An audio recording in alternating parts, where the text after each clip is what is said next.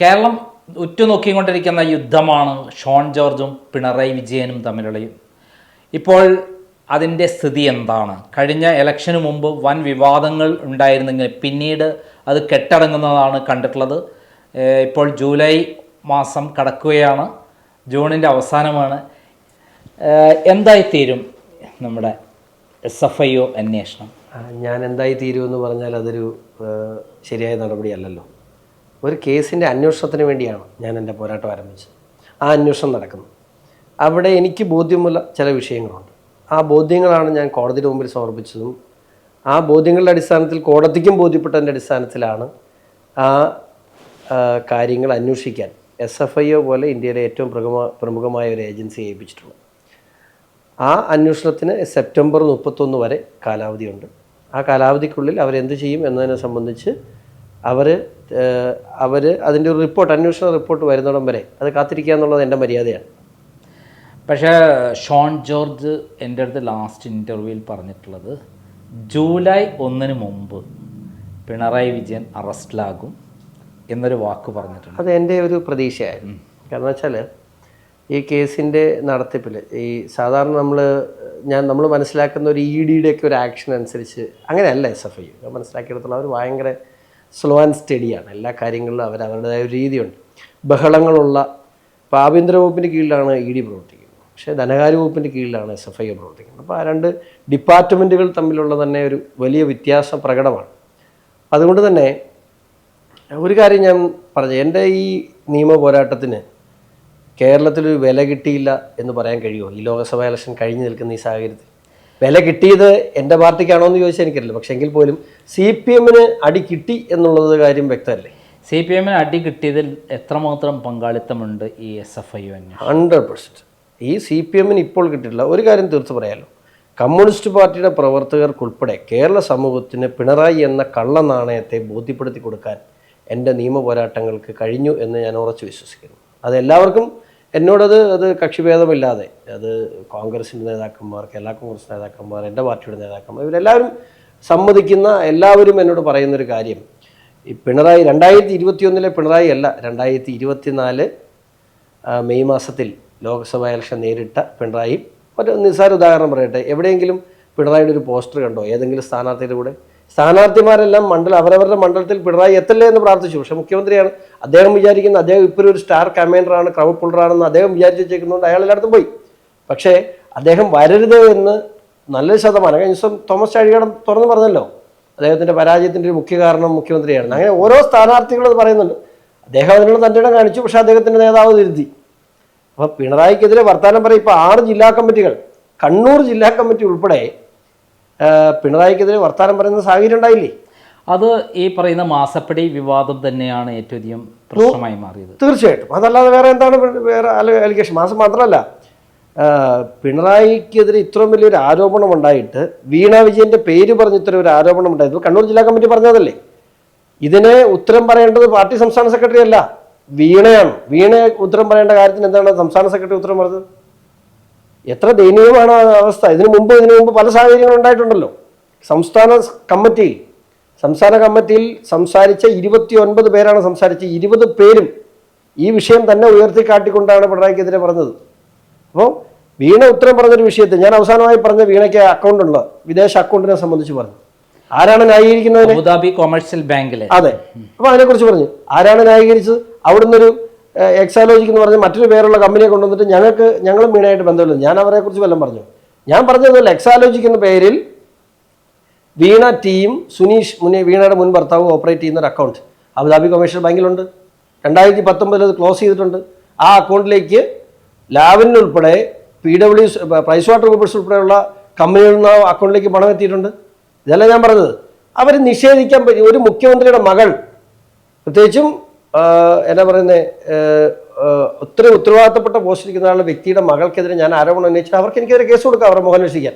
ഞാൻ പറഞ്ഞത് തെറ്റാണെന്നുണ്ടെങ്കിൽ അവനായിരിക്കപ്പെടുകയല്ലേ? എന്തുകൊണ്ട് എനിക്കെതിരെ കേസ് കൊടുക്കുന്നില്ല? അവരെന്തുകൊണ്ട് ഒരു ഫേസ്ബുക്ക് പോസ്റ്റിലെങ്കിലും ഞാൻ പറഞ്ഞ തെറ്റാണെന്ന് പറയുന്നില്ല? തെറ്റാണെന്ന് പറയാൻ കഴിയില്ല. കാരണം എനിക്ക് ബോധ്യമുണ്ട്. എനിക്ക് രേഖകൾ ഹാജരാക്കാൻ പറഞ്ഞാൽ എനിക്ക് വിവരങ്ങൾ തന്ന ആളുകൾ ജയിലിൽ പോകും. മനസ്സിലായില്ല? അത് ഒഫീഷ്യലായിട്ട് മാത്രമേ എടുക്കൂ. അതിനുള്ള പരാതികൾ ഞാൻ കൊടുത്തിട്ടുണ്ട്.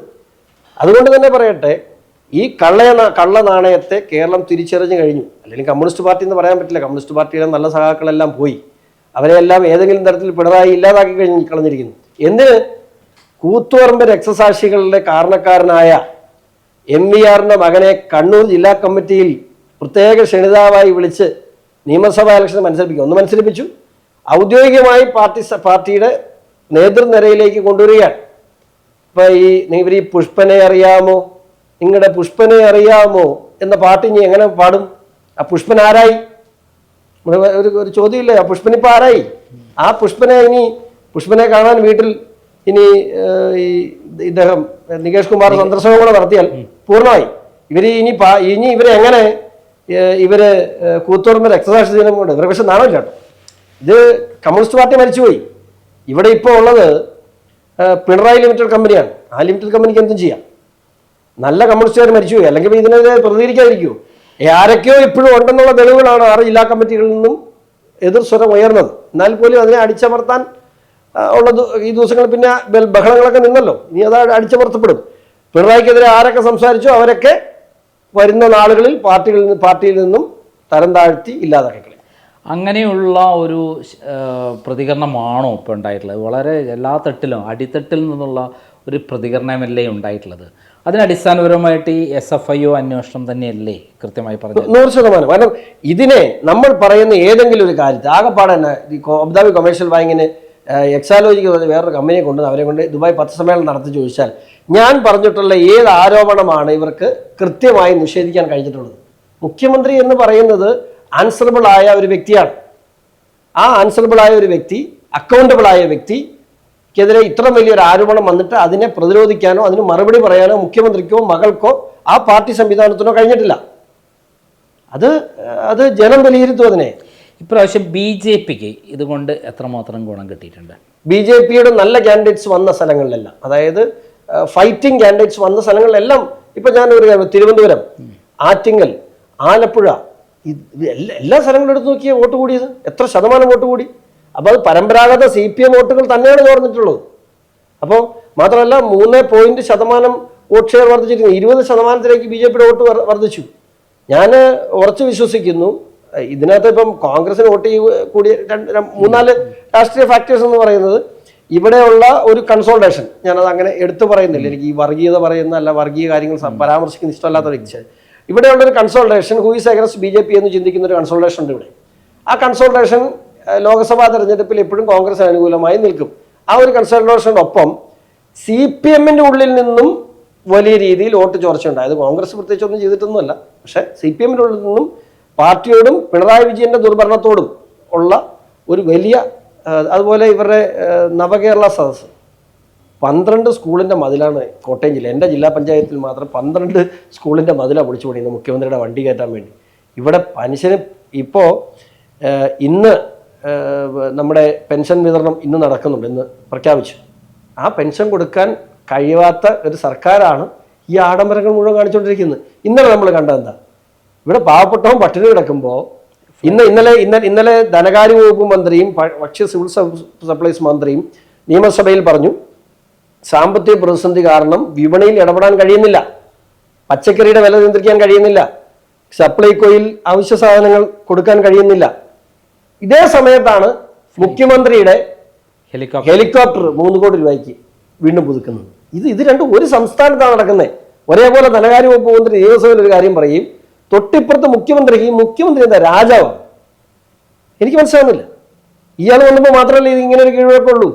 ഇതിനേക്കാൾ പ്രഗത്ഭർ ഈ നാട് ഭരിച്ചിട്ടില്ലേ? കെ കരുണാകരനും EK നായനാരും VS അച്യുതാനന്ദനും ഉമ്മൻചാണ്ടിയും AK ആന്റണിയും ഒക്കെ ഭരിച്ചിരുന്നല്ലോ.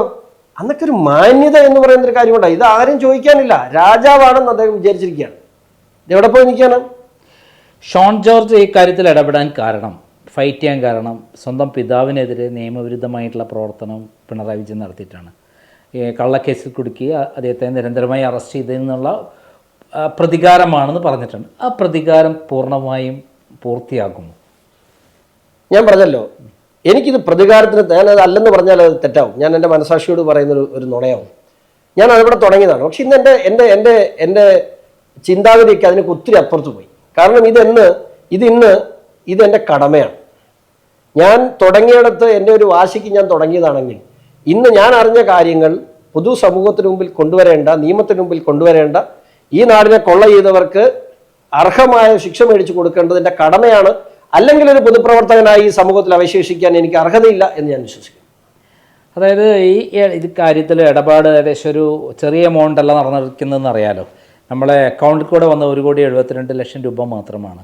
ബാക്കി ആദ്യത്തെ ഒരു ഘട്ടത്തിൽ 100 കോടി രൂപയാണെങ്കിൽ പിന്നീട് കോടാനുകോടി രൂപ ഇതിൽ ട്രാൻസാക്ഷൻ നടന്നു എന്നുള്ളതാണ് നമ്മൾ മനസ്സിലാക്കുന്നത്. ഇത് എങ്ങോട്ട് പോയി? ഇത് അമേരിക്കയ്ക്ക് പോയി. പച്ചയ്ക്ക് പറഞ്ഞാൽ അമേരിക്കയ്ക്ക് പോയി.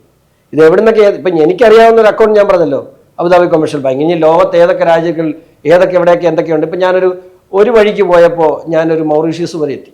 ഒരു വഴിക്ക് പോയപ്പോൾ അതിനൊന്നും എനിക്ക് ഈ പറയുന്ന പോലെ വലിയ രേഖകളൊന്നുമില്ല. പക്ഷേ മൗറീഷ്യസിൽ രജിസ്റ്റർ ചെയ്തൊരു കമ്പനിയുടെ ഒരു ഓഫീസ് തിരുവനന്തപുരത്ത് എന്ന് ഞാൻ നോക്കിയപ്പോൾ അതൊരു ഫ്ലാറ്റിൽ ഒരു അമ്മച്ചി മത്തി വറുത്തുകൊണ്ടിരിക്കുകയാണ്. അതാണ് ആ മൗറീഷ്യസിലുള്ള കമ്പനിയുടെ കേരള ഓഫീസിൻ്റെ അവസ്ഥ. അത് കേരളത്തിലെ ഒരു പ്രമുഖ സ്ഥാപനവുമായി ബന്ധപ്പെട്ട് ഇവരുമായി ബന്ധപ്പെട്ട ഒരു അഴിമതിക്കിട ബാക്കിയോ നമുക്കൊന്നും കിട്ടിയില്ല.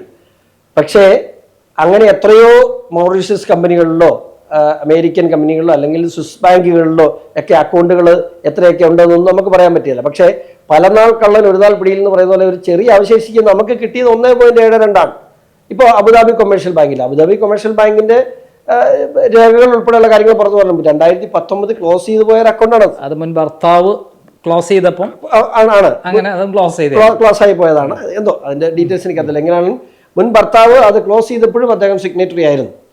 അപ്പം അതിനുശേഷം ആ അക്കൗണ്ടുകളിൽ നിന്നും കൂടുതൽ പണം പോയിട്ടുള്ള അമേരിക്കയിലേക്കാണ്. ഒരു സംശയം വേണ്ട. ഇവിടെ നമ്മളെല്ലാവരും പണ്ട് മുതൽ ഒളിഞ്ഞും തെളിഞ്ഞും കേൾക്കുന്നൊരു പേരുണ്ട്. എന്താണ്? കേരളം ഭരിക്കുന്ന യഥാർത്ഥ മുഖ്യമന്ത്രി ആരാണ്?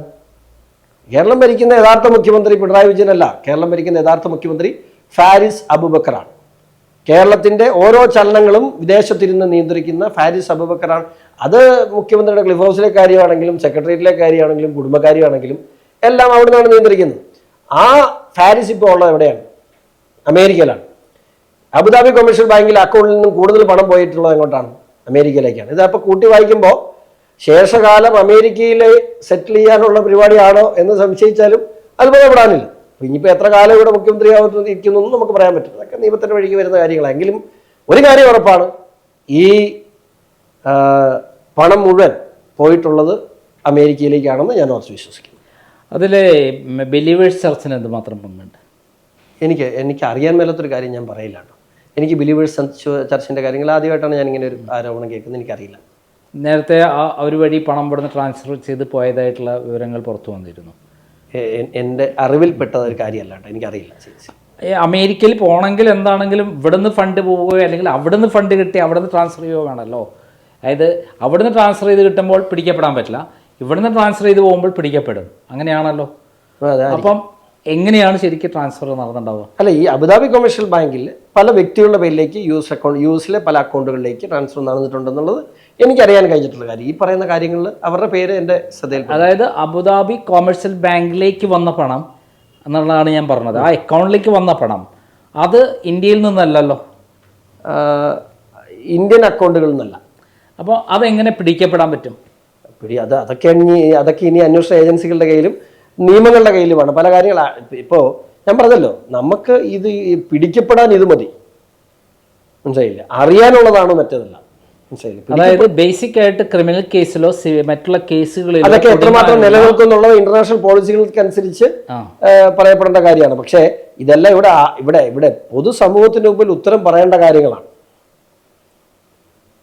അതിൻ്റെ നിയമപരമായ കാര്യങ്ങളെയൊക്കെ സംബന്ധിച്ചിടത്തോളം കേന്ദ്ര ഏജൻസികളും അതുപോലെ ആ രാജ്യവുമായിട്ടുള്ള നമ്മുടെ കരാറുകളും ഒക്കെ ഇതിന് ബാധകമാണ്. എങ്കിൽ പോലും ഇപ്പോൾ ഈ വിവരങ്ങളൊക്കെ പൊതുസമൂഹത്തിന് മുമ്പിൽ മുഖ്യമന്ത്രി ഉത്തരം പറയേണ്ടതാണ്. കാരണം ഇപ്പോൾ ഈ പറയുന്ന അക്കൗണ്ടുകളൊക്കെ മെയിൻറ്റെയിൻ ചെയ്യുന്ന സമയത്തൊക്കെ വേറെ പൈസ ഒന്നുമില്ല, പാപ്പരാന്ന് പറഞ്ഞാണ് 2020 അവരുടെ കമ്പനി വൈൻഡപ്പ് ചെയ്തേക്കുന്നത്. എക്സാലോജിക്കിന്റെ കമ്പനി വൈറ്റപ്പ് ചെയ്തിരിക്കുന്നത് പാപ്പരാക്കിയാണ്. ഒന്നുമില്ല, അത് തകർന്നു പോയി. ശേഷമുള്ള ഏറ്റവും വലിയ ട്രാൻസാക്ഷൻ നടന്നിട്ടുള്ളത് കരിമണൽ അതുവരെ ഉള്ളത് 40,000 കോടിയുടെ അല്ലേ നടന്നു എന്ന് പറയുന്നത്. 40,000 കോടി രൂപയുടെ മണൽ അവിടെ നിന്നും നീക്കം ചെയ്തിട്ടുണ്ട്. അതെ, അതിനകത്ത് ബിസിനസ് എത്രയാണെന്ന് നമുക്ക് പറയാൻ പറ്റില്ല. 40,000 കോടി രൂപ 19 വരെ. ശേഷമല്ലേ വാരിയത്? അതെ, 2019 ശേഷം 53 ലക്ഷം മെട്രിക് ടൺ മണൽ അവിടെ നീക്കം ചെയ്തിട്ടുണ്ട്. 2019 മുമ്പ് എത്രയാണെന്ന് നമുക്കറിയില്ല. 53 ലക്ഷം മെട്രിക് ടൺ ആണ് നാട്ടുകാരുടെയും അവിടുത്തെ കണക്കനുസരിച്ച് 53 ലക്ഷം മെട്രിക് ടൺ മണൽ അവിടെ നിന്ന് നീക്കം ചെയ്തിട്ടുണ്ട്. ഏകദേശം 40,000 കോടി രൂപ. അത് 2019 ശേഷം. അതെന്തായാലും ബാർഗെയിൻ ചെയ്തിട്ടുള്ള കച്ചവടമായിരിക്കല്ലോ. അവിടെയൊന്നും നമ്മുടെ അക്കൗണ്ടിലേക്ക് അതിന്റെ ഒന്നും ഡീറ്റെയിൽസ് നമ്മുടെ ഒരു അക്കൗണ്ടിലും ഇല്ല, വന്നിട്ടില്ല. നമ്മൾ 2019 മുമ്പ് ഉള്ളതാണ് ഈ പറഞ്ഞ എല്ലാം. അബുദാബി കൊമേഴ്ഷ്യൽ ബാങ്ക് ആണെങ്കിലും ഇപ്പോൾ വീണയുടെ അക്കൗണ്ടിലേക്ക് മാസപ്പടിയായി വന്ന് എന്ന് പറയുമ്പോൾ ഈ തുകയൊക്കെ 2019 മുമ്പാണ്. ഇപ്പം യുദ്ധം തുടങ്ങിയിട്ട് എത്ര കാലമായി? 3-4 മാസമായില്ലേ? ഇല്ല, 6 മാസത്തിനുള്ളിൽ. 6 മാസമായി. 6 മാസമല്ല, ശരിക്കും ഞാൻ ഫസ്റ്റ് പെറ്റീഷൻ അയക്കുന്നത് 9-ാം മാസമാണ്. 9-ാം മാസം ഇപ്പോൾ ഇത് 6 മാസമായില്ലേ, 9 മാസമായി. അതായത് സെപ്റ്റംബർ മാസം വരെയാണ് ഗവൺമെന്റ് കൊടുത്തിരിക്കുന്ന സമയം. ഷോൺ ജോർജ് 100% വിശ്വസിക്കുന്നുണ്ട് അദ്ദേഹത്തെ തൊടുമെന്നുള്ളത്, അദ്ദേഹത്തെ അറസ്റ്റ് ചെയ്യുന്നുള്ളത്. എൻ്റെ വിശ്വാസം അങ്ങനെയാണ്. അതായത് ഇതുവരെയുള്ള ചരിത്രത്തിൽ നോക്കിക്കഴിഞ്ഞാൽ ചരിത്രത്തിന് ഞാൻ പറഞ്ഞല്ലോ, ചരിത്രത്തിലേക്ക് തിരിഞ്ഞു നോക്കാൻ ആഗ്രഹമുള്ള ആളല്ല ഞാൻ. ചരിത്രമൊക്കെ മാറ്റി വെക്കൂ. ഇവിടെ ഞാൻ പറയാമല്ലോ, എനിക്ക് ഞാൻ ചില ആളുകളെ കുറച്ച് വിശ്വസിക്കുന്നുണ്ട്. അതിനകത്ത് മാനുപ്രാക്ടീസ് ഒന്നും നടക്കാത്ത അവർ കാക്കും എന്നെനിക്ക് വിശ്വാസമാണ്. അതായത് കഴിഞ്ഞകാല ചരിത്രം ഇതിന്റെ ഒരു ഭാഗം തന്നെയാണല്ലോ. കഴിഞ്ഞകാല ചരിത്രം ലാവ്ലിൻ കേസ് എടുത്താലും അല്ല ഞാൻ ഈ ഫ്ലോറിൽ വെച്ച് തന്നെ ലാവ്ലിൻ ഉൾപ്പെടെയുള്ള വിവിധ കാര്യങ്ങൾ നമ്മൾ ചർച്ച ചെയ്തിട്ടുണ്ട്. ചേട്ടൻ വലിയ പോരാട്ടം നയിച്ച ആളാണ്. അവിടെയൊക്കെ എന്ത് സംഭവിച്ചെന്ന് എനിക്കറിയാതെ ഞാൻ ആരെങ്കിലും കുറ്റം പറയാൻ എനിക്ക് പറ്റുമോ? അല്ല, അത് കുറ്റം പറയുന്നു എന്നുള്ളതല്ല. ഞാൻ പറഞ്ഞ ലാവ്ലിൻ കേസ് കോടതിയിൽ എത്തിയ ഏത് കാലഘട്ടത്തിലാണ്? അത് വർഷങ്ങൾക്ക് മുമ്പുള്ള 2011 അല്ലേ? 2010 തുടങ്ങിയത്. 2009 2009 കുറ്റപത്രം. ആ സമയത്ത് ഈ രാജ്യം ഭരിച്ചുകൊണ്ടിരുന്ന ആരാണ്? അല്ല, അത് സമ്മതിച്ചു. അപ്പൊ എല്ലാരും തമ്മിൽ അഡ്ജസ്റ്റ്മെന്റ് ഉണ്ടെന്ന് പറയേണ്ടി വരില്ലേ? അല്ല, എല്ലാവരുടെ അഡ്ജസ്റ്റ്മെന്റ് ഉണ്ടല്ലോ. ഞാനൊരു പാവം സാധാരണ പൂഞ്ഞാറുകാരൻ. പിണറായി ഞാനൊരു സാധാരണ പാവം പൂഞ്ഞാറുകാരൻ. എനിക്ക് ഇതിനെ കുറിച്ചൊന്നും അറിയില്ല. പക്ഷെ ഞാൻ ഇന്ന് എന്റെ കേസിൽ എനിക്ക് നല്ല വിശ്വാസം. സംസ്ഥാന BJP പ്രസിഡന്റ് നേരിട്ട് പറഞ്ഞിട്ടുള്ളതാണ്, സ്വർണ്ണക്കളക്കടത്തിൽ പിണറായി വിജയനും മകളും അറസ്റ്റിലാകും, അവരാണ് മുഖ്യപ്രതികൾ എന്ന് പറഞ്ഞിട്ടുള്ളതാണ്. 2020 മാർച്ച് മാസത്തിലാണ് ആ സംഭവം നടക്കുന്നത്. ഇപ്പോൾ 4 കൊല്ലമായി. അല്ല, ഞാൻ പറയട്ടെ, എൻ്റെ പ്രസിഡന്റ് BJPയുടെ സംസ്ഥാന പ്രസിഡന്റ് എൻ്റെ പ്രസിഡന്റാണ്. ഞാൻ ഓരോ കാര്യങ്ങൾ ചെയ്യുന്നതിന് മുമ്പും തീർച്ചയായിട്ടും അദ്ദേഹത്തിൻ്റെ അനുവാദം മേടിക്കാതെ ചെയ്യാൻ സ്വാതന്ത്ര്യമുള്ള ഒരു സംഘടനാ പ്രവർത്തനമല്ല ഞാൻ. അദ്ദേഹത്തിൻ്റെ അനുവാദം കൂടിയേ എനിക്ക് ഏത് കാര്യവും ചെയ്യാൻ കഴിയും.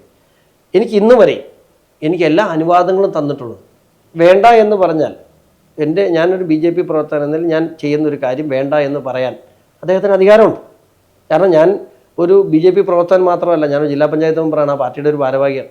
അപ്പോൾ എന്നെ നിയന്ത്രിക്കാനുള്ള അവകാശമുള്ള വ്യക്തിയാണ് അദ്ദേഹം ഇന്ന് വരെ എന്നെ അങ്ങനെ തടഞ്ഞിട്ടില്ല എന്ന് മാത്രമല്ല, എന്നെ നിരുത്സാഹപ്പെടുത്തിയിട്ടില്ല എന്ന് മാത്രമല്ല, എന്നെ എല്ലാ തരത്തിലും അദ്ദേഹം പ്രോത്സാഹിപ്പിച്ചിട്ടുള്ളൂ. എനിക്ക് അനുവാദം തന്നിട്ടുള്ളൂ. പിന്നെ അപ്പം അദ്ദേഹം എന്തെങ്കിലും കാണിച്ചെന്ന് പറയാൻ പറ്റും? അല്ല, ഞാൻ എൻ്റെ അനുഭവം, ഇവിടെ നാട്ടിലുള്ള അനുഭവം മാത്രമാണ് പറഞ്ഞിട്ടുള്ളത്. ഇതുവരെയുള്ള ചരിത്രം എനിക്ക് പറയാവുന്ന മറന്നേക്കൂ. കാരണം ഞാൻ ഇതിൻ്റെ അകത്ത് ഇൻവോൾവ് ആയ ഒരാളും കൂടിയാണ്. ചില കാര്യങ്ങൾ നടക്കുമ്പോൾ ചരിത്രമൊക്കെ വഴിമാറും. അല്ല, ഇതിൽ ഞാൻ അതിനെ കുറ്റം പറയാം. കാരണം നീ ദീർഘകാലത്തെ നിയമപോരാട്ടം മാത്രമല്ല, ജീവൻ പണയം വെച്ച് പോരാട്ടം നടത്തിയ ഒരാളാണ് ചേട്ടൻ. എനിക്ക് നന്നായിട്ട് അറിയാം. അല്ല, അങ്ങനെയുള്ളൊരു സംഭവം വെച്ചിട്ടാണ് ഞാൻ ഷോൺ ജോർജിന്റെ ഫൈറ്റിനെ വിലയിരുത്തുന്നത്. അല്ല, ഞാൻ പറഞ്ഞത് നമ്മളിപ്പോഴും ജോലി ചെയ്തുകൊണ്ടായിരിക്കും.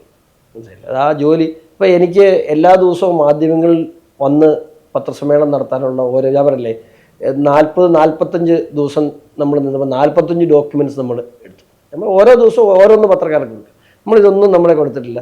ചില ക്രൂഷ്യൽ സിറ്റുവേഷനിൽ ഇത് പുറത്ത് വന്നില്ലെങ്കിൽ ശരിയാകില്ല എന്ന സാഹചര്യത്തിൽ മാത്രമേ ഞാൻ പലതും പറയാറുള്ളൂ. ഇനിയും ഈ കരിമണൽ ഖനനവുമായി ബന്ധപ്പെട്ട നിരവധി കാര്യങ്ങൾ എനിക്കിനിയും ചെയ്യാനുണ്ട്. ഈ കാലഘട്ടത്തിൽ ഇപ്പം ഞാൻ സെപ്റ്റംബറിന് മുമ്പ് എനിക്ക് നിരവധി കാര്യങ്ങൾ ഇനിയും ചെയ്യാനുണ്ട്. എൻ്റെ എന്നെ ഇപ്പോൾ കരിമണൽ ഖനനവുമായി ബന്ധപ്പെട്ട ആ സമരസമിതി ഇപ്പോൾ ഏറ്റവും അധികം വിശ്വസിക്കുന്നത് എന്നെയാണ്. അപ്പോൾ അവർക്ക് വേണ്ടി എനിക്ക് കുറേ കാര്യങ്ങൾ ചെയ്യാനുണ്ട്. ഇതൊക്കെ അതിനൊക്കെയുള്ള ജോലികൾ ഞാൻ ചെയ്തുകൊണ്ടിരിക്കുകയാണ്. ദയവായിസ് തന്നാൽ ഞാൻ ഇനി മുമ്പോട്ട് എൻ്റെ ജോലികളുമായി തന്നെ മുമ്പോട്ട് പോകും. ഈ ഇലക്ഷനിൽ ഇപ്പോൾ BJP വലിയ മുന്നേറ്റം ഉണ്ടാക്കാൻ കഴിഞ്ഞു. അതിൽ കാര്യം ഈ പറയുന്ന മാസപ്പടി വിവാദം, താങ്കളുടെ പോരാട്ടം നിർണായകമായിരുന്നു വോട്ട് ഷെയർ ഉണ്ടാക്കുന്നതിൽ. പക്ഷേ ഇതിൽ ഈ സെപ്റ്റംബർ മാസം കഴിഞ്ഞിട്ടും യാതൊരു നടപടിയും ഉണ്ടാകുന്നില്ല എങ്കിൽ ഷോൺ ജോർജിൻ്റെ നിലപാട് എന്തായിരിക്കും? സെപ്റ്റംബർ മാസം കഴിഞ്ഞ് ഒരു അന്വേഷണം റിപ്പോർട്ട് കോടതിയുടെ മുമ്പിൽ ഒരു അന്വേഷണ റിപ്പോർട്ട് വരേണ്ടതുണ്ടല്ലോ. അപ്പോൾ ആ അന്വേഷണ റിപ്പോർട്ടിൽ ഒന്നുമില്ല എന്ന് ആർക്കെങ്കിലും പറയാൻ പറ്റുമോ? നമുക്ക് ഓൾറെഡി തന്നെ ബോധ്യമുള്ള കുറേ കാര്യങ്ങളുണ്ട്. അപ്പോൾ എനിക്ക് തോന്നുന്നില്ല അവിടം വരെ പോകില്ല. ജൂലൈ മാസത്തിൽ തന്നെ ഇത് സംബന്ധിച്ച് കുറച്ചുകൂടെ ക്ലാരിറ്റി ഈ അന്വേഷണ ഏജൻസികളുടെ ഭാഗത്ത് ഉണ്ടാവും. കാരണം ഇനി ജൂലൈ 15 ഇവിടെ കോടതിയിൽ KSIDC കൊടുത്ത കേസ് വരുന്നുണ്ട്. അപ്പോൾ അവിടെയും കുറച്ച് കാര്യങ്ങളൊക്കെ അന്വേഷണ ഏജൻസികളിൽ നിന്നും വ്യക്തമാകുമെന്നാണ് ഞാൻ പ്രതീക്ഷിക്കുന്നത്. ജൂലൈ 27 ഡൽഹി ഹൈക്കോടതിയിൽ ഇതേ വിഷയം CMRൽ കൊടുത്ത അന്വേഷണത്തിനെതിരെ CMRൽ കൊടുത്ത കേസ് ജൂലൈ 27 വരുന്നുണ്ട്. അവിടെയൊക്കെ കുറച്ച് കാര്യങ്ങൾ വ്യക്തമാകും എന്നാണ് എനിക്ക് മനസ്സിലാക്കാൻ കഴിഞ്ഞിട്ടുള്ളത്. കാരണം അവരുടെ രീതികളനുസരിച്ച് ഇതിനു മുമ്പും അങ്ങനെ അവരുടെ അന്വേഷണത്തിൻ്റെ ഏറെക്കുറെ ഒരു ഒരു ഒരു ഒരു പ്രൈമറി റിപ്പോർട്ടൊക്കെ വന്നിരുന്നു. ഇനിയും അത്തരത്തിലുള്ള റിപ്പോർട്ടുകൾ വരും എന്നാണ് എൻ്റെ പ്രതീക്ഷ. താങ്കൾ വിശ്വസിക്കുന്നത് അദ്ദേഹം നിർബന്ധമായി കുടുങ്ങും എന്ന് തന്നെയാണ്?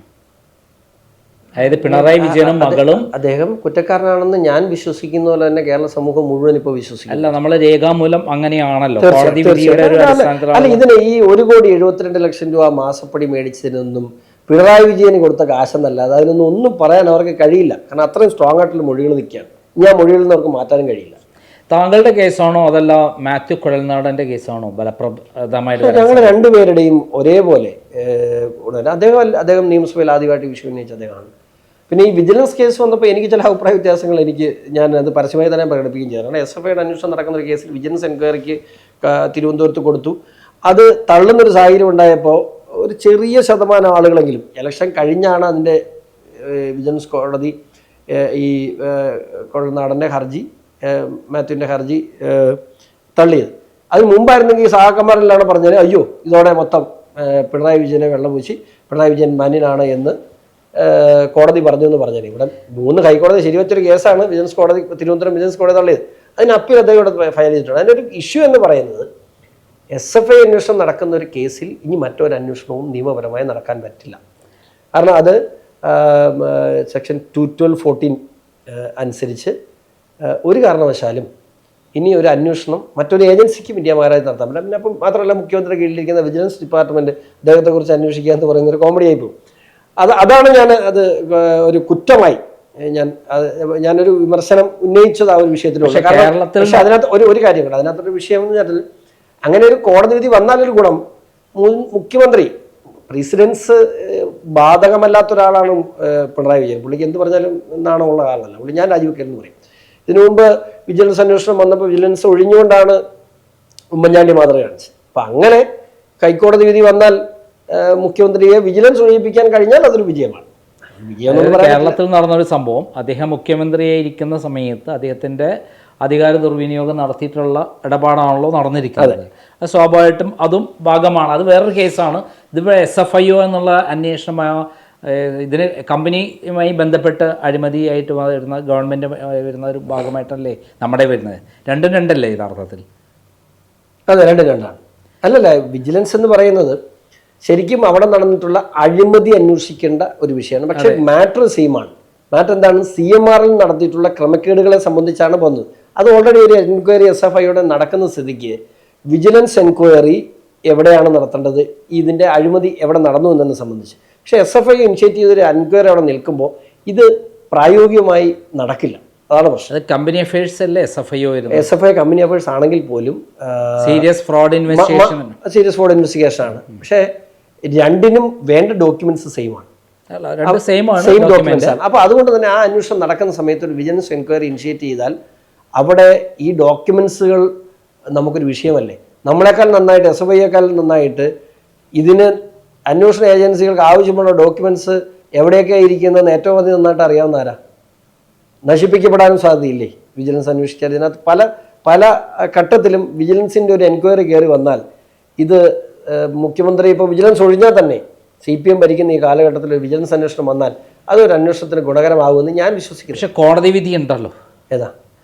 അതായത് ആദായ നികുതി സെറ്റിൽമെന്റ് ബോർഡിന്റെ കോടതി വിധി വന്നല്ലോ, അതിലാണല്ലോ ഈ തെളിവ്. അങ്ങനെയുള്ള 1.72 റെക്കോർഡിൽ വരുന്നത്. ആ റെക്കോർഡ് മാറ്റാൻ പറ്റില്ലല്ലോ. പക്ഷെ അവിടെ ആ റെക്കോർഡ് എന്തോ എങ്ങനെ ഉണ്ടായി? PCIT principal commission of income tax Kochi അവരുടെ അന്വേഷണത്തിൽ ഇവർ കൊടുത്ത മൊഴി ആണ് പ്രശ്നമായത്.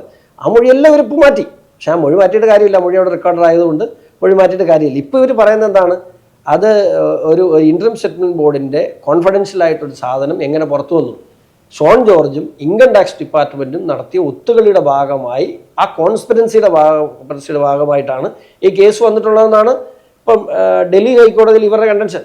ഇവരങ്ങനെയാണ് ആരോപിക്കുന്നത്. ഞാൻ ആ കേസിൽ കക്ഷിയേരിയാണ് 27-ാം തീയതി ജൂലൈ 27-ന് ഞാൻ ഡൽഹി ഹൈക്കോടതി ഞാൻ കക്ഷിയേരി. കാരണം അതിനകത്ത് മുഴുവൻ ഷോൺ ജോർജ് ഇൻകം ടാക്സ് ഇവർ ഗൂഢാലോചന നടത്തി, പൊളിറ്റിക്കലായിട്ടുള്ള നടത്തിയ ഗൂഢാലോചനയാണെന്ന് ഇവർ പറയുന്നത്. എന്തായാലും ഷോൺ ജോർജിൻ്റെ പിതാവിനെ അറസ്റ്റ് ചെയ്തത് വഴി നാടിന് വലിയൊരു പോരാട്ടത്തിനുള്ള ഒരു വഴിയൊരുക്കി എന്ന് പറഞ്ഞാൽ സത്യമല്ലേ?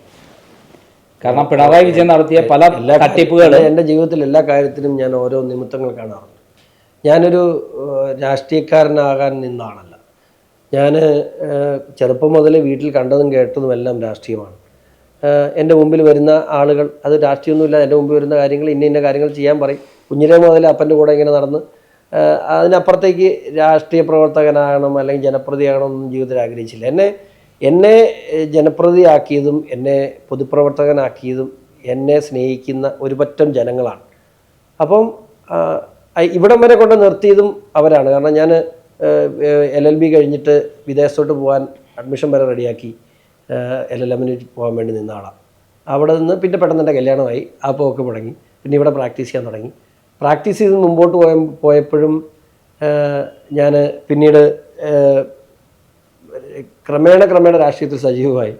അതിനുശേഷം യുവജനക്ഷേമ ബോർഡിൻ്റെ ഡയറക്ടറായി, പാർട്ടി ജനറൽ സെക്രട്ടറിയായി, ലോ യുവജന സമ്മേളനത്തിൽ പങ്കെടുക്കാനുള്ള അവസരം കിട്ടി, പാർട്ടിയെ പ്രതിനിധീകരിച്ച്. അതിനുശേഷം പിന്നീട് ഒരു അപ്രതീക്ഷിതമായി ഞാൻ ജനപ്രതിനിധിയായിട്ട് ജില്ലാ പഞ്ചായത്തിലേക്ക് വന്നു. ഒറ്റയ്ക്ക് ഒന്ന് ജയിക്കാനുള്ള സാഹചര്യം ഉണ്ടായി. പിന്നെ അവിടെ നിന്നോട്ട് എനിക്ക് പുറകോട്ട് പോകാൻ മേലാത്ത രീതിയിൽ എന്നെ ആളുകൾ വിശ്വസിക്കുന്നു. ഒരാൾ നമ്മളെ, ഇപ്പോൾ ചേട്ടനാണെങ്കിലും എന്നെ ആണെങ്കിലും ഒരാൾ നമ്മളെ അന്ധമായി വിശ്വസിച്ചാൽ നമുക്ക് അവരോട് തിരിച്ചുള്ള ഒരു ബാധ്യത വലുതാണ്. എൻ്റെ കൂടെയുള്ള ഒരു പറ്റം ആളുകൾ, എന്നെ സ്നേഹിക്കുകയും വിശ്വസിക്കുകയും ചെയ്യുന്ന ഒരു പറ്റം ആളുകൾ എൻ്റെ ചുറ്റുമുണ്ട്. അവരെന്നെ ഞാൻ അവരെ നേതാവെന്ന് പറഞ്ഞാൽ ജനങ്ങളെ നയിച്ചുകൊണ്ട് പോകുന്നതല്ല. പക്ഷേ എൻ്റെ കാര്യം നേരെ തിരിച്ചാണ്. എന്നെ ഒരു പറ്റം ആളുകൾ എന്നെ കൊണ്ടു നടക്കുകയാണ്. അങ്ങനെയാണ് എൻ്റെ പൊതുപ്രവർത്തനം ഇതുവരെ. അപ്പോൾ അവരോടുള്ള എൻ്റെ ഒരു വിശ്വാസ്യതയും അവരോടുള്ള എൻ്റെ ഒരു കമ്മിറ്റ്മെൻറ്റുമാണ്. അതിനകത്ത് എനിക്ക് അതിന് മുമ്പിൽ എൻ്റെ നഷ്ടങ്ങൾ, എൻ്റെ സമയം, എൻ്റെ ജീവിതം ഇതൊന്നും ഞാൻ ചിന്തിക്കുന്ന ആളല്ല. അതിൽ ഞാൻ വലിയ ആനന്ദം കണ്ടെത്തുന്ന ആളാണ്. എൻ്റെ കൂടെ നിൽക്കുന്ന അല്ല എന്നോട് സ്നേഹിക്കുന്ന ഒരു പറ്റം ആളുകൾക്ക് വേണ്ടി ജീവിതം മാറ്റി വെക്കുന്നതിൽ എനിക്ക് സന്തോഷമുള്ള ആളാണ്. അതിൽ ഞാൻ എൻ്റെ ലാഭനഷ്ടങ്ങൾ ചിന്തിക്കാറില്ല. തൃശ്ശൂരും തിരുവനന്തപുരം വിജയിച്ചില്ലെങ്കിൽ പോരാട്ടം നടന്നു. അല്ല, ആറ്റിങ്ങൽ ഏറ്റവും വലിയ പോരാട്ടം ആറ്റിങ്ങൽ. ജീവിതത്തിൽ ശ്രദ്ധിക്കപ്പെടാതെ 15,000 വോട്ടിൻ്റെ വ്യത്യാസമാണ് തിരുവനന്തപുരത്തും ആറ്റിങ്ങൽ ഒരു സർവേയിലും ആറ്റിങ്ങൽ എവിടെയും ഇല്ലായിരുന്നു. പക്ഷേ ഏറ്റവും വലിയൊരു പൊളിറ്റിക്കൽ ഫൈറ്റ് നടന്നൊരു സ്ഥലം ആറ്റിങ്ങലാണ്. തിരുവനന്തപുരത്ത് നമുക്കറിയാം കൂടിയിട്ടില്ല. അല്ല, തിരുവനന്തപുരത്ത് രാജീവ് ചന്ദ്രശേഖർ എന്ന് പറയുന്ന ഒരു വലിയ പിക്ചർ നമുക്ക് കിട്ടി. ഇവിടെ അദ്ദേഹത്തിൻ്റെ, പ്രത്യേകിച്ച് വി മുരളീധരൻ എന്ന് പറയുന്ന മനുഷ്യൻ്റെ ഒരു ഭയങ്കര പ്രയത്നം അത് നമ്മൾ കാണാതെ പോകാൻ പാടില്ല. ഒരു പാർട്ടിക്കാരൻ എന്ന നിലയിൽ ഞങ്ങൾ പറയാതെ പോയാൽ മര്യാദകളാകും. അതുപോലെ ആലപ്പുഴ ശോഭ ചേച്ചിയുടെ ഒരു വലിയ പോരാട്ടം നിസ്സാരമായിട്ട് കാണാൻ നമുക്ക് കഴിയുന്ന കാര്യമല്ലല്ലോ. പക്ഷെ എന്തുകൊണ്ട് പത്തനംതിട്ടയിൽ അത് പരാജയപ്പെട്ടു? അതിന് പല ഫാക്ടേഴ്സ് ഉണ്ട്. കാരണം ഞാനൊരു കാര്യം പറയാം, അവിടെ PC ജോർജ് ആയിരുന്നെങ്കിൽ ഇങ്ങനെ ആയിരിക്കുമോ, അല്ലെങ്കിൽ ഷോൺ ജോർജ് ആയിരുന്നെങ്കിൽ ഇങ്ങനെ ആയിരിക്കുമോ അതിൻ്റെ റിസൾട്ട്? ഞാനൊരു കാര്യം പറയട്ടെ, ഇവിടെ എത്ര ഓൺലൈൻ ചാനലുണ്ട്? അത് ഇപ്പം ക്രൈം നന്ദകുമാർ നടത്തുന്ന ഓൺലൈൻ ചാനൽ പോലെ പറ്റുമോ? അത് ഓരോരുത്തർക്കും ഓരോ റേറ്റിംഗ് ഉണ്ട്. അപ്പം അനിൽ ആൻ്റണി എന്ന് പറയുന്ന വ്യക്തിയുടെ കഴിവും പ്രാപ്തിയും എനിക്ക് ബോധ്യമുള്ള ആളാണ്. പക്ഷെ അത് എല്ലാവർക്കും ബോധ്യപ്പെടുത്തിയെടുക്കാൻ നമുക്ക് ഒരു മാസം പോരാ. അതാണ് അവിടെ സംഭവിച്ചത്. അനിൽ എന്ന് പറയുന്നത് ദേശീയ തലത്തിൽ നിൽക്കുന്ന ആളാണ്, ദേശീയ സെക്രട്ടറിയാണ്. അദ്ദേഹത്തിൻ്റെ കഴിവും പ്രാപ്തിയൊക്കെ മറ്റൊരു തലത്തിൽ നിൽക്കുന്ന ആളാണ്. അദ്ദേഹം എന്നെപ്പോലെ രാവിലെ ഉച്ചയ്ക്കും വൈകുന്നേരം കൈകൊണ്ട് കൊടുത്ത് ചായക്കടക്കരി ഇരിക്കുന്ന ആളല്ല. അദ്ദേഹത്തിൻ്റെ രാഷ്ട്രീയ ശൈലി, അദ്ദേഹം ജീവിച്ചു വന്ന ശൈലിയൊക്കെ മറ്റൊന്നാണ്. അപ്പം ഈ പത്തനംതിട്ടയുടെ ഒരു സാഹചര്യത്തിനോട് പൊരുത്തപ്പെട്ട് വരാൻ അദ്ദേഹത്തിന് എടുത്ത സമയം തന്നെ ആകെപ്പാടെ 34 ദിവസമാണ് നമുക്ക് ഇലക്ഷൻ പ്രചരണത്തിന് കിട്ടിയത്. ആ ഒരു ദിവസം കൊണ്ട് അദ്ദേഹത്തെ ജനങ്ങളിലേക്ക് എത്തിക്കാൻ നമുക്ക് കഴിഞ്ഞില്ല. PC ജോർജ് എസ്റ്റാബ്ലിഷ്ഡ് ആണ്, ഷോൺ ജോർജ് എസ്റ്റാബ്ലിഷ്ഡ് ആണ്. എൻ്റെ ചോദ്യം അതാണ്, PC ജോർജോ ഷോൺ ജോർജോ സ്ഥാനാർത്ഥിയായിരുന്നെങ്കിൽ ഇങ്ങനെ ആയിരിക്കുമോ? അല്ലല്ല, മറ്റൊരു ബലമാവും. എനിക്ക് ജയിക്കോ തോക്കോ ഞാൻ പറയാൻ പറ്റില്ല. പക്ഷേ ഞാൻ പറയാം, ബലം മറ്റൊന്നാകുമായിരുന്നുള്ള കാര്യത്തിൽ സംശയമില്ല. പക്ഷേ അതിന് പാർട്ടിയെ സംബന്ധിച്ചൊരു കാഴ്ചപ്പാടുണ്ട്. പാർട്ടി എന്നോട് എപ്പോഴും പറഞ്ഞിട്ടുള്ള കാര്യം, കേരളത്തിൽ നിന്ന് പ്രവർത്തിക്കണം. ഇപ്പം ഇവിടുന്ന് ഷോൺ ജോർജിനെ പോലെ ഒരാൾ ഡൽഹിയിൽ ആവശ്യമൊന്നുമില്ല. ഡൽഹിയിൽ ഒത്തിരി പ്രഗത്ഭരിപ്പുണ്ട്. അപ്പോൾ ഷോൺ ജോർജിനെ ആവശ്യമുള്ളത് അല്ലെങ്കിൽ പി സി ജോർജിനെ പാർട്ടിക്ക് ആവശ്യമുള്ള കേരളത്തിലാണ്. അപ്പോൾ അതുകൊണ്ട് കേരളത്തെ സംബന്ധിച്ച് പാർട്ടിക്ക് അതിൻ്റെ ഒരു ഉള്ളത് കൊണ്ടാകാം അങ്ങനെ ഒരു തീരുമാനം എടുത്തത്. ഇവിടുന്ന് ഡൽഹിയിൽ അനിലാണ് ആവശ്യം, അനിലിനെ ഡൽഹിയിൽ ആവശ്യമുണ്ട്. ഇപ്പോൾ ഷോൺ ജോർജിനെ ആവശ്യം കേരളത്തിലാണ്. ആ വ്യത്യാസമുണ്ട്. ഈ കേരളത്തിൽ ഇപ്രാവശ്യം ഉണ്ടായിട്ടുള്ള ഒരു മുന്നേറ്റത്തിൽ ഏറ്റവും പ്രധാനപ്പെട്ട ഘടകമായി വന്നത് താങ്കളുടെ ഒരു പോരാട്ടമാണെന്ന് നമുക്ക് പറയാൻ പറ്റും. ഇനി അങ്ങോട്ട് എന്താണ്? കാരണം എന്താ വെച്ചാൽ ഡൽഹിയിൽ പഴയ പോലെ ഒരു പ്രതാപം മോഡിക്കില്ല. ഇന്നലെ മുതൽ പ്രതാപം ആയല്ലോ. ഇന്നലെ ആദ്യത്തെ പാർലമെന്റ് സെഷൻ സ്പീക്കർ തെരഞ്ഞെടുപ്പ് മുതലെടുത്ത് നോക്കി. മോഡിയുടെ ഒരു പ്രഭാവത്തിന് എന്തെങ്കിലും ഒരു മങ്ങലേറ്റതായിട്ട് ഇനി അങ്ങോട്ട് കാണാൻ കഴിയില്ല. കാരണം ഇപ്പോൾ ഇവിടെ ഒരു കൊല്യൂഷൻ ഗവൺമെൻറ് വരുന്നു, ഒരു മുന്നണി സർക്കാർ വരുന്നു എന്ന് പറഞ്ഞപ്പോൾ എല്ലാം മോഡി അങ്ങ് തീർന്നു, അല്ലെങ്കിൽ BJP തീർന്നു എന്നൊക്കെ പറഞ്ഞിട്ട് ഏതെങ്കിലും ഘടകകക്ഷി അനങ്ങിയോ? അവരൊക്കെ കൃത്യമായി ആ നേതൃത്വത്തെ അംഗീകരിച്ചുകൊണ്ട് തന്നെ എന്തെങ്കിലും ഒരു അസ്വാരസ്യം ഇതുവരെ എൻ്റെ കാഴ്ചപ്പാടിൽ ഇതുവരെ നെഗോസിയേഷൻസ് ഒക്കെ അങ്ങോട്ടും ഇങ്ങോട്ടും നടക്കുന്നുണ്ട്, പക്ഷെ ഒരു അസ്വാരസ്യം ഉണ്ടായിട്ടില്ല. മാത്രമല്ല അദ്ദേഹത്തിൻ്റെ ഒരു പേഴ്സണൽ കപ്പാസിറ്റി, ഇപ്പം പാർട്ടിയുടെ കപ്പാസിറ്റി മാറ്റിവെച്ചോ അല്ലെങ്കിൽ BJPയുടെ ഒരു സംഘടനാ സംവിധാനമൊക്കെ മാറ്റിവെച്ചാൽ പ്രധാനമന്ത്രി എന്ന നിലയിൽ അദ്ദേഹത്തിൻ്റെ ഒരു പേഴ്സണൽ കപ്പാസിറ്റി നമ്മൾ അളക്കേണ്ടത് തന്നെയാണ്. ആ കൈകളിൽ ഈ രാജ്യവും പാർട്ടിയും സുരക്ഷിതമാണെന്നുള്ള കാര്യത്തിൽ എനിക്ക് യാതൊരു സംശയം. കേരളത്തിൽ ഷോൺ ജോർജ് BJPയുടെ സംസ്ഥാന പ്രസിഡന്റായി വരുന്നു എന്ന് പറയുന്ന ചില പ്രചരണങ്ങളൊക്കെ സംസ്ഥാന പ്രസിഡന്റ്. ഞാൻ വെറും 3 രൂപ മെമ്പർഷിപ്പുകാരനാണ് എൻ്റെ പാർട്ടിയിൽ. വെറും 3 രൂപ മെമ്പർഷിപ്പ് ഉള്ള പാർട്ടിയാണ്, ഒരു വ്യക്തിയാണ്. അപ്പോൾ എന്നോട് എന്തു തരത്തിലും എന്നോട് പാർട്ടി ഏത് ചുമതല എന്നെ ഏൽപ്പിച്ചാലും അത് കൃത്യമായി നിർവഹിക്കുക എന്നുള്ളത് സംസ്ഥാന ഞാൻ ഈ പാർട്ടി വന്നിട്ട് 6 മാസമായി, 5 മാസം, കൃത്യമായി പറഞ്ഞ 5 മാസം. 5 മാസത്തിനുള്ളിൽ തിരുവനന്തപുരത്ത് പോയി പ്രധാനമന്ത്രിയെ സ്വീകരിക്കാൻ താങ്കൾക്ക് അവസരം കിട്ടി. അത് എന്നെ പാർട്ടി എനിക്ക് നല്ല വലിയ അംഗീകാരമല്ലേ. കേരളത്തിൽ ഒരു പാർട്ടി നേതാവിനും ഇല്ലാത്ത പോരാട്ട നായകൻ കൂടിയാണ് താങ്കൾ. ഞാൻ ഇന്ന് വരെ ഈ 5 മാസം കൊണ്ട് എൻ്റെ പാർട്ടി എനിക്ക് തന്നിട്ടുള്ള അംഗീകാരങ്ങളെല്ലാം പ്രധാനമന്ത്രി വന്ന വേദിയിൽ ആകെപ്പാടെ 4 പേരെ പ്രസംഗിച്ചിട്ടുള്ള പത്തനംതിട്ടയിൽ. അതിലൊരാളായിരുന്നു ഞാൻ. തിരുവനന്തപുരത്ത് എനിക്ക് പ്രധാനമന്ത്രി സ്വീകരിക്കാൻ അവസരം കിട്ടി. മാത്രമല്ല ഇന്ന് വരെയും ഈ നിമിഷം വരെയും എല്ലാ തരത്തിലും എൻ്റെ പാർട്ടി എന്നെ അംഗീകരിക്കുകയും പിന്തുണയ്ക്കുകയും ചെയ്യുന്നു. ഞാൻ വളരെ സന്തുഷ്ടനാണ്. മാത്രമല്ല ഒരു ജനവിഭാഗം, മധ്യ കേരളത്തിലൊരു കർഷക സമൂഹം, അതും കൂടെ എനിക്കൊരു വലിയ സന്തോഷമുള്ളൂ. മധ്യ കേരളത്തിലൊരു കർഷക സമൂഹത്തിന് BJPയുടെ ഐറ്റമുണ്ടായിരുന്ന ഒരു കാലഘട്ടം ഉണ്ടായിരുന്നു. ആ കാലഘട്ടവും മാറിയിരിക്കുന്നു. ഒരു കാലത്തൊക്കെ നമ്മൾ 2019 ലോക്സഭാ തെരഞ്ഞെടുപ്പിൽ BJPക്ക് പിന്തുണ കൊടുത്തു. ആ സമയത്തൊക്കെ ഞാനിപ്പോൾ ഓർക്കുന്നുണ്ട്, നമ്മളൊക്കെ ആളുകൾ പിടിച്ചു നിർത്തി നിനക്ക് എന്തിൻ്റെ സൂക്കേടാണ്, എന്താ വെള്ളം, നമ്മളോട് സ്നേഹം കൊണ്ടായിരിക്കാം, നമ്മളെ പിടിച്ചു നിർത്തി വഴക്ക് പറയുമായിരുന്നു. കാരണവന്മാരൊക്കെ പിടിച്ചു നിർത്തി എന്തായി കാണിക്കുന്നത്. പക്ഷെ ഇന്ന് അതെല്ലാം മാറിയിട്ട് മുമ്പോട്ട് പോകണം, ധൈര്യമായിട്ട് മുമ്പോട്ട് പോകണം എന്നുള്ളൊരു വലിയ മെസ്സേജ് അവർ നമുക്ക് തരുമ്പോൾ എനിക്ക് വലിയൊരു ആത്മവിശ്വാസമാണ്. പക്ഷേ ഇതിനിടയിൽ വലിയ തടയപ്പെടുന്നു എന്ന് പറയുന്ന വല്ല സംഭവങ്ങളുണ്ടായിട്ട് കോട്ടയത്ത് ജോർജ് കുര്യന് സ്വീകരണം കൊടുത്തപ്പോൾ PC ജോർജിനെയോ ഷോൺ ജോർജിനെയോ ഉണ്ടായിരുന്നു. പിന്നെ PC ജോർജിനെ വിളിച്ചില്ല. പപ്പ ഇല്ലായിരുന്നു, പപ്പ ഒന്നില്ലായിരുന്നു. അതെ, പപ്പ മാത്രമല്ല, പപ്പ എനിക്കൊന്ന് ഞാൻ കാര്യങ്ങൾ ചോദിച്ചില്ല. പപ്പ ഒരു ജില്ലാ കമ്മിറ്റി പരിപാടിയായിരുന്നു, അതുകൊണ്ടായിരിക്കാം. എന്താണെന്ന് വെച്ചാൽ പപ്പ അറിയിച്ചോ, പപ്പ എന്താണെന്ന് സ്ഥലത്തില്ലായിരുന്നു. എന്നെ വിളിച്ചിരുന്നു, ഞാൻ ആ വേദിയിലുണ്ടായിരുന്നു. ജോർജ് ഏട്ടന് ഞങ്ങളെയൊക്കെ നിയന്ത്രിച്ച് കൊണ്ടു നടക്കുന്ന ഒരു വ്യക്തിയായിരുന്നില്ല. ജോർജ് ഏട്ടൻ്റെ അഭാവം ഞങ്ങൾക്കൊക്കെ പ്രശ്നമാണ്. ഇപ്പോൾ രാവിലെ ആണെങ്കിൽ നമ്മൾ പത്രസമ്മേളനത്തിന് പോകുന്ന കാര്യങ്ങളാണെങ്കിലും നമ്മൾ മീഡിയ ഹാൻഡിൽ ചെയ്യുന്ന കാര്യങ്ങളാണെങ്കിലും ഒക്കെ ഞങ്ങളെ നിയന്ത്രിക്കുന്ന വ്യക്തി ഓഫീസ് ചാർജ് സെക്രട്ടറി എന്ന നിലയിൽ, ജനറൽ സെക്രട്ടറി എന്ന നിലയിൽ അദ്ദേഹമായിരുന്നല്ലോ. അപ്പോൾ ജോർജ് ഏട്ടൻ എന്നെ ഈ പാർട്ടിയിൽ വന്നതിന് ശേഷം എനിക്ക് ഏറ്റവും കൂടുതൽ ഉപദേശങ്ങൾ തന്നിട്ടുള്ള, എന്നെ ഏറ്റവും അധികം എന്നെ നിയന്ത്രിച്ചിരുന്ന ഒരാൾ ജോർജ് ഏട്ടൻ. ജോർജ് ഏട്ടൻ്റെ അഭാവം ഇപ്പോൾ പ്രശ്നമാണ്. എല്ലാ ദിവസവും രാവിലെ വിളിച്ചുകൊണ്ടിരുന്ന ഒരാളെ ഇപ്പം മന്ത്രിയല്ലേ, എത്രയ്ക്കാണെങ്കിൽ അദ്ദേഹത്തിൻ്റെ തിരക്കുണ്ടല്ലോ, നമ്മൾ അങ്ങനെ ഉപദ്രവിക്കാനും പാടില്ല. ഇന്ന് രാവിലെ എന്നെ വിളിച്ചെഴുന്നേപ്പിച്ച അദ്ദേഹമാണ്. രാവിലെ 6:30 മണിക്ക് കണ്ണൂരിൽ ഒരു പ്രോഗ്രാം ഞാൻ പ്രചരിപ്പിച്ചിരുന്നു. രാവിലെ 6:30 മണിക്ക് എന്നെ ഇന്ന് രാവിലെ വിളിച്ചെഴുന്നേപ്പിച്ചതും ജോർജ് ഏട്ടനാണ്. അതായത് ഈ BJPക്ക് വലിയൊരു മുന്നേറ്റം ഇപ്പോൾ പ്രാവശ്യം ഉണ്ടായി എന്നുള്ള സത്യമാണ്. തുടർന്നിട്ട് അടുത്ത ഘട്ടം ഇലക്ഷൻ വരാൻ പോകണം. നിയമസഭാ ഇലക്ഷന് മുമ്പ് പഞ്ചായത്ത് ഇലക്ഷൻ വരാൻ പോവുകയാണ്. ഇവിടെ കേരളത്തിൽ BJP ഒറ്റയ്ക്ക് നിന്ന് പച്ചപിടിക്കാനുള്ള സാധ്യതകളുണ്ട്. ഒരു വലിയ പദ്ധതി അതിന് തയ്യാറാവും. അതിന് ഒന്നാമത്തെ ഘട്ടം എന്ന് പറയുന്നത് ത്രിതല പഞ്ചായത്ത് തെരഞ്ഞെടുപ്പാണ്. ത്രിതല പഞ്ചായത്ത് തെരഞ്ഞെടുപ്പിൽ 26 മുതൽ 30% വോട്ട് ഷെയർ വർദ്ധിപ്പിക്കുക എന്നുള്ളതാണ് പാർട്ടിയുടെ ഇനിയുള്ള ലക്ഷ്യം. സ്വാഭാവികം, ഞാനിത് എൻ്റെ മനസ്സിലുള്ള കാര്യം പൊതുവായി പറഞ്ഞ ഒരു പാർട്ടി ഒരു പ്രോഗ്രാം ഫിക്സ് ചെയ്ത കാര്യമല്ല ഞാൻ പറയുന്നത്. 26 മുതൽ 30% പാർട്ടിയുടെ വോട്ട് ഷെയർ വർദ്ധിപ്പിക്കുക എന്നുള്ളതാണ് ഇപ്പോൾ ആവശ്യമായി ചെയ്യേണ്ട ഒരു കാര്യം. അവിടെ നിന്നും 2026 എല്ലാവരും ഇപ്പോൾ പറയുന്നൊരു കാര്യമുണ്ട്, 11 മുതൽ 20 സീറ്റ് വരെ അടുത്ത നിയമസഭാ തെരഞ്ഞെടുപ്പിൽ BJPക്ക് ലഭിക്കാം എന്ന് പറയപ്പെടുന്നുണ്ട്. ഞാൻ ചിന്തിക്കുന്നില്ല അതിന് മുകളിലാണ്. ഞാൻ ഉദ്ദേശിക്കുന്ന രീതിയിൽ ചില കാര്യങ്ങൾ കൃത്യമായി വർക്കൗട്ട് ചെയ്താൽ 0 to 80 പോലും പോസിബിളാണ് 26 എന്ന് അത്ഭുതങ്ങൾ സംഭവിപ്പിക്കാൻ കഴിയുന്ന രീതിയിലുള്ള വലിയ ധ്രുവീകരണം കേരളത്തിലുണ്ടാകുന്നുണ്ട്.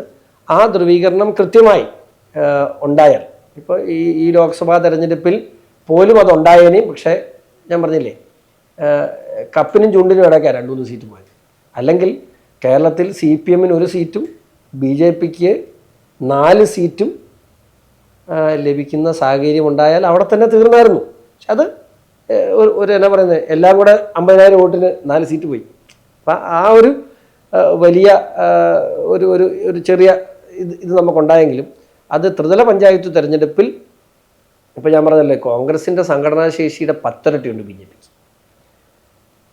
ഇപ്പോൾ ലോക്സഭാ തെരഞ്ഞെടുപ്പിൻ്റെ വോട്ട് ഷെയർ വെച്ച് നോക്കുമ്പോൾ കോൺഗ്രസിൻ്റെ വലിയ വ്യത്യാസമാണെങ്കിൽ പോലും സംഘടനാ കാര്യങ്ങളിൽ BJPയുടെ 10-1 സംഘടനാ സംവിധാനം ഇന്ന് കോൺഗ്രസിനില്ല കേരളത്തിൽ. അപ്പോൾ അത് ത്രിതല പഞ്ചായത്തിലേക്ക് വരുമ്പോൾ കുറച്ചുകൂടെ എഫക്റ്റീവായിട്ട് നിർത്താനും ആ ത്രിതല പഞ്ചായത്ത് തെരഞ്ഞെടുപ്പിന് ശേഷം പിന്നെ 6 മാസമുള്ളൂ, അത് ആ ടെമ്പോ മെയിൻറ്റെയിൻ ചെയ്താൽ നിയമസഭാ തെരഞ്ഞെടുപ്പിൽ അത്ഭുതങ്ങൾ ഉണ്ടാക്കാൻ BJP കഴിയുന്ന എൻ്റെ വിശ്വാസം. ഈ കഴിഞ്ഞ ലോക്സഭാ ഇലക്ഷനിൽ ബൂത്ത് തലത്തിൽ പോലും പ്രവർത്തനം സജീവമായിരുന്നില്ല പല സ്ഥലങ്ങളിലും BJP. അതേസമയത്ത് കോൺഗ്രസ്സിന് 25,000 ബൂത്തുകളിലും അവർ പ്രവർത്തന സജ്ജമായിരുന്നു എന്നുള്ളതാണ് ഞാൻ മനസ്സിലാക്കിയിട്ടുള്ളത്. തിരുവനന്തപുരത്ത് എനിക്ക് കൃത്യമായിട്ടറിയാം, ശശി തരൂരിൻ്റെ 200ഓളം ബൂത്തുകളിൽ ബൂത്ത് ഏജൻറ്റുമാരില്ലായിരുന്നു. 26,000 കണക്കൊക്കെ പറയുന്നുണ്ട്. ഇപ്പോൾ BJPയുടെ ഒരു പ്രശ്നം പലപ്പോഴും ഞാനൊരു വിമർശനപരമായി ഞാനിപ്പോഴും പാർട്ടിക്കുള്ളിൽ പറയുന്നൊരു കാര്യം, ഒരു പഞ്ചായത്ത് എടുത്താൽ അവിടെ ഒരു 6 ബൂത്തിൽ പാർട്ടി ഭയങ്കര സജീവമായിരിക്കും, ബാക്കിയുള്ള 3-4 ബൂത്തിൽ പാർട്ടി ഇല്ലായിരിക്കും, പാർട്ടി അത് സജീവമല്ല. അപ്പോൾ ഒരു കാലഘട്ടത്തിൻ്റെ ഒരു പ്രത്യേകതയായിരുന്നു. പക്ഷെ അത് മാറി വരുന്നുണ്ട്. അത് ഈ വരുന്ന ഈ പറയുന്ന പഞ്ചായത്ത് തെരഞ്ഞെടുപ്പോടുകൂടി പാർട്ടി സജ്ജമാകും. പക്ഷെ ഒരു പഞ്ചായത്ത് ഒരു യൂണിറ്റ് എന്നതിൽ എടുത്തു നോക്കിയാൽ BJPയുടെ അത്രയും പ്രവർത്തകർ ഇന്ന് CPM-നോ കോൺഗ്രസിനോ ഇല്ല. ഏത് പഞ്ചായത്ത് എടുത്ത് നോക്കിയാലും ഇപ്പോൾ ചില ബൂത്തുകളിലേക്ക് ചെല്ലുമ്പോൾ ചില സ്ട്രെങ്ത് കുറവ് ഉണ്ടാകാം. പക്ഷേ ആസ് എ ഹോൾ ഒരു പഞ്ചായത്ത് ഒരു യൂണിറ്റായിട്ട് എടുത്താൽ ഇത്രയും സ്ട്രോങ് പ്രവർത്തകരുള്ള, ഇത്ര ആത്മാർത്ഥതയുള്ള പ്രവർത്തകരുള്ള, ഇപ്പോൾ അറിയത്തില്ല, നമുക്ക് ഈ ഇലക്ഷനൊക്കെ ഇപ്പോൾ അറിയാമല്ലോ, പൈസ ചെന്നില്ലെങ്കിൽ ഏതെങ്കിലും ജനാധിപത്യ സംവിധാനത്തിൽ പ്രവർത്തിക്കുന്ന പാർട്ടികളിൽ അല്ല കേഡർ സ്വഭാവത്തിൽ പ്രവർത്തിക്കുന്ന പാർട്ടി കമ്മ്യൂണിസ്റ്റ് പാർട്ടി മാത്രമേ അല്ലായിരുന്നു പൈസ ചെന്നില്ലെങ്കിലും വീട്ടിൽ നിന്ന് ഇറങ്ങി മുണ്ടുമുറുക്കിയെടുത്തു സഹായകന്മാർ. പക്ഷെ അങ്ങനെ ഒരു പാർട്ടി പ്രവർത്തകർ ഇന്ന് BJPക്ക് ഉള്ളൂ. അവിടെ ഈ ഇലക്ഷൻ്റെ ബൂത്ത് പ്രവർത്തനങ്ങൾക്കൊന്നും സംഘടനാപരമായ പണമൊന്നും എത്തിയില്ലെങ്കിലും കൈക്കാശ് മുടക്കി രാഷ്ട്രീയ പ്രവർത്തനം നടത്തുന്ന പ്രവർത്തകർ ഇന്ന് കേരളത്തിൽ BJPക്ക് ഉള്ളൂ. CPM-നും ഇല്ല, കോൺഗ്രസിനും ഇല്ല. അതായത് ഇന്ത്യയിൽ മുഴുവൻ എന്ന് പറയുന്നില്ല, UP-യിലടക്കം BJPക്ക് തിരിച്ചടി കിട്ടിയപ്പം കേരളത്തിൽ വലിയൊരു മുന്നേറ്റമാണ് ഉണ്ടാക്കി വെച്ചിരിക്കുന്നത്. ഇന്ന് ഏറ്റവും വലിയ മോഡി തരംഗം കേരളത്തിലായിരുന്നു. അതെ, കേരളത്തിലാണ് മോഡി തരംഗം എന്ന് പറയുന്ന സംഭവം ഉണ്ടായിട്ടുള്ളതെന്നാണ്. നമ്മൾ 0 ആണല്ലോ അവിടെ, 0 തുടങ്ങിയിട്ട് എന്ന് BJP സ്വന്തമായി അധികാരത്തിൽ വരും. ഞാൻ പറഞ്ഞല്ലോ, അതിനുള്ള ഉത്തരം നേരത്തെ പറഞ്ഞു. ഞാൻ 26-ൽ പോലും ഞാൻ പ്രതീക്ഷിക്കുന്നു. പക്ഷേ ഞാൻ പറഞ്ഞല്ലോ, നിർണായകമായി അവിടെ 26-ൽ തന്നെ ഇവിടെ ഭരണം തീരുമാനിക്കുന്നത് ഉള്ള മാൻഡേറ്റ് BJPക്ക് ഉണ്ടാവും. 29-ൽ 31 ഞാൻ പറയുന്നില്ല, 29-ൽ ഇപ്പോഴത്തെ ഇതനുസരിച്ച് പുതിയ സെൻസസ് അനുസരിച്ച് ഡീലിമിറ്റേഷൻ ഉണ്ടായാൽ 2029-ൽ ഒരുമിച്ചുള്ള തെരഞ്ഞെടുപ്പ്. എനിക്കറിയില്ല അതിനെക്കുറിച്ച്. ഞാൻ അതിൻ്റെ നിയമകാര്യങ്ങളൊക്കെ അത് വലിയ പ്രോസസ്സാണെന്നാണ് എൻ്റെ വിശ്വാസം. ലോക്സഭയും നിയമസഭയും ഒരുമിച്ച് നടക്കുന്നു. മാത്രമല്ല ഇനി നടക്കുന്ന തെരഞ്ഞെടുപ്പുകളുടെ നോട്ടിഫിക്കേഷൻസ് എല്ലാം ആ കാലഘട്ടം കുറഞ്ഞ് നടത്തിയില്ലെങ്കിൽ പിന്നെ അത് കോടതി ചോദ്യം ചെയ്യപ്പെടുക, അങ്ങനെ പല ഇഷ്യൂസ് ഉണ്ട്. ഷോൺ ജോർജിൻ്റെ ആഗ്രഹം എന്ന് പൂർത്തിയാക്കുക, അതായത് താങ്കളുടെ ഏറ്റവും വലിയ ആഗ്രഹം എന്ന്, താങ്കളുടെ പിതാവിനെ നിയമവിരുദ്ധമായി അറസ്റ്റ് ചെയ്തു, നിയമപരമായിട്ട് പിണറായി വിജയൻ അറസ്റ്റ് ചെയ്യുക എന്നുള്ളതാണ് താങ്കളുടെ ഏറ്റവും വലിയ അംബീഷൻ എന്നാണ് ഞാൻ മനസ്സിലാക്കിയത്. അതൊക്കെ അങ്ങനെ ഒരു അംബീഷനൊക്കെ കൊണ്ടുനടക്കുന്നത്. താങ്കളുടെ പിതാവിനെ നിയമവിരുദ്ധമായി അറസ്റ്റ് ചെയ്തു, അതിനാൽ എനിക്ക് തിരിച്ചാണ് ആഗ്രഹം. എനിക്ക് നിയമപരമായി അറസ്റ്റ് ചെയ്യണമെന്നാണ്. അതാണ് ഞാൻ പറഞ്ഞത്. നിയമവിരുദ്ധമായി എന്റെ പിതാവിനെ അറസ്റ്റ് ചെയ്തെങ്കിൽ എന്റെ ആഗ്രഹം തിരിച്ചാൽ നിയമപരമായി എല്ലാ തെളിവുകളോടും കൂടി ഒരു അറസ്റ്റ് ചെയ്യണം. അതെന്ന് നടക്കും? അത് അന്വേഷണ ഏജൻസികൾ തീരുമാനിക്കട്ടെ, അവർക്ക് വിട്ടുകൊടുക്കും. കാരണം ഞാൻ ഇത് പറയുമ്പോൾ എന്നാ ഇവൻ തീരുമാനിക്കുന്നവർ നടക്കട്ടെ. സെപ്റ്റംബർ മുമ്പ് പ്രതീക്ഷിക്കാം. സെപ്റ്റംബർ 31 മുമ്പ് അതിനകത്തൊരു വ്യക്തത ഉണ്ടാകണമല്ലോ. സെപ്റ്റംബർ 30 മുമ്പ് 31 അതാണ് അവർക്ക് കൊടുത്തിട്ടുള്ള കാലാവധി. എന്തായാലും ഷോൺ ജോർജ് പോരാട്ടത്തിലാണ്. പിണറായി വിജയനും മകളും അറസ്റ്റ് ചെയ്യുന്ന നിമിഷത്തിന് വേണ്ടി അദ്ദേഹം കാത്തു നിൽക്കുകയാണ്. അത് നിയമപരമായിരിക്കണം എന്നുള്ളതാണ് അദ്ദേഹത്തിൻ്റെ ആവശ്യം. നന്ദി, നമസ്കാരം.